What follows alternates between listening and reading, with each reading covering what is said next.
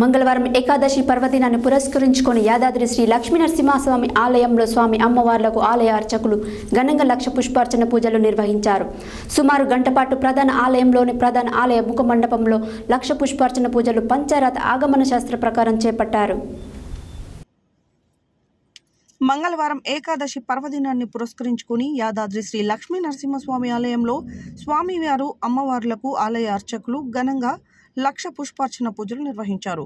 సుమారు గంట పాటు ప్రధానాలయంలోని ప్రధాన ఆలయ ముఖ మండపంలో లక్ష పుష్పార్చన పూజలు పంచారాత్ర ఆగమ శాస్త్ర ప్రకారం చేపట్టారు.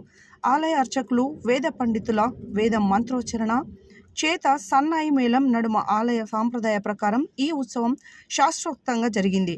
ఆలయంలోని వివిధ ఆర్జిత పూజల్లో కుటుంబ సభ్యులతో భక్తులు పాల్గొని మొక్కులు చెల్లించుకుంటున్నారు.